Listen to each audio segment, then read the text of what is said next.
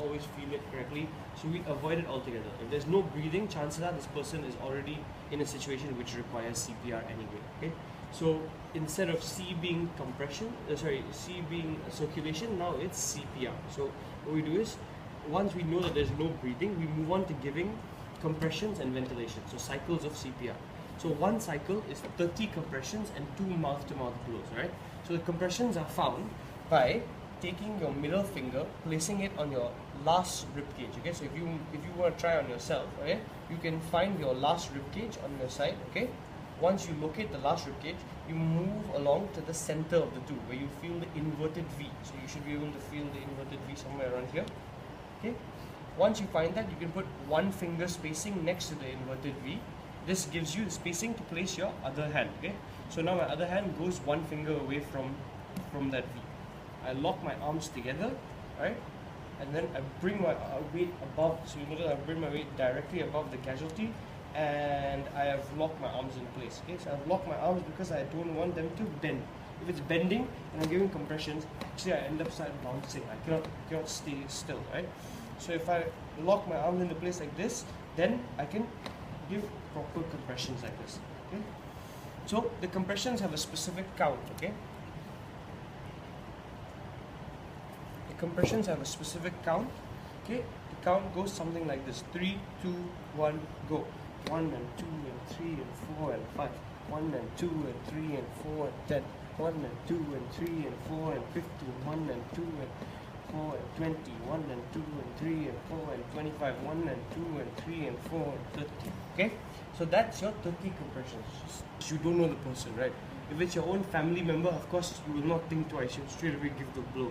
But if it's some random person you met in the public, you don't feel confident. You feel like maybe it's not hygienic for me to be giving this person ventilations, right? So that's what these kind of shields come for. But can I ask, has anyone ever seen one of these before? Yeah, one person. Okay, anyone else? No, right? Okay, until I came into SCDF also, I had never seen one of these before, right?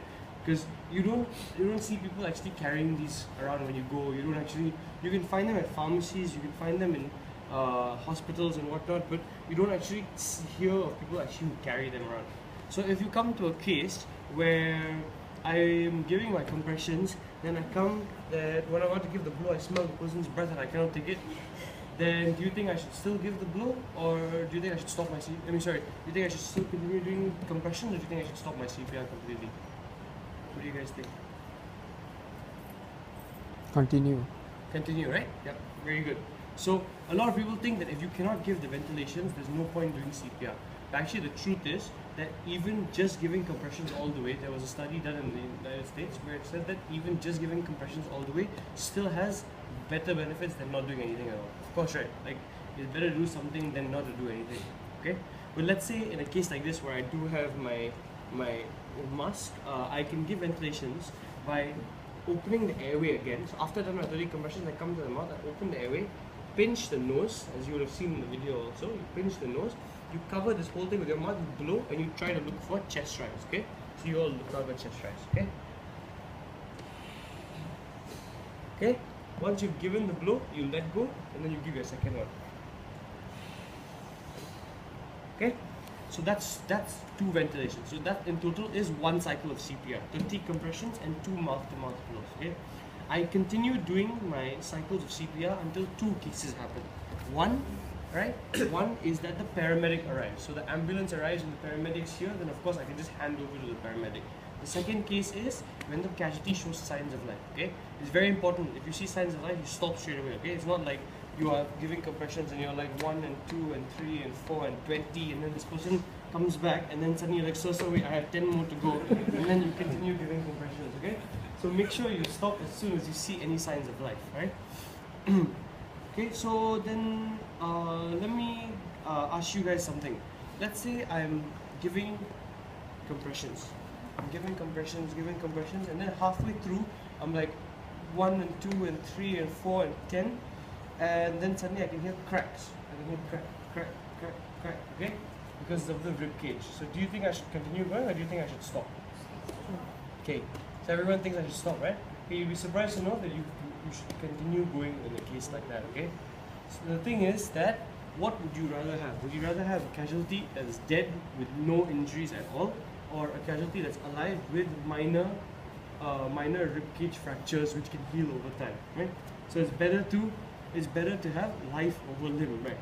So the thing is that these kind of ribcage injuries are never severe enough to cause any like puncture wound or anything like that in the ribcage. Yeah, they're very minor hairline fractures that occur at the ribcage. So it's never anything that's severe enough to cause fatal damage. So that's why it's okay to continue doing the compressions as you go. Okay, so that's basically the steps that you follow for CPR. Just to touch up, just to like further emphasize on what you already watched. Okay, so before I cover AED, does anyone have any questions about CPR? No? Anyone? Anything?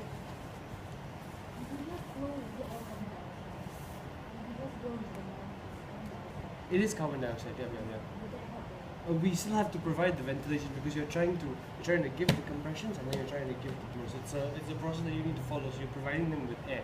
That's why you saw the resuscitator, I think it was called, yeah, in the video, which provides with the pure oxygen. Of course, that would help much more.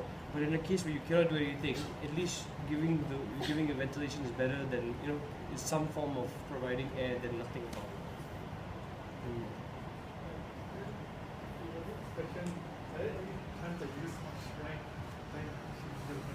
Okay, so I can give you, so like I just explained, you might hear cracks, right? So let's say, so the thing is that we've been taught that you give at least 5 cm of compression, but nobody will ever know. But you would never know, right? How deep is 5 cm?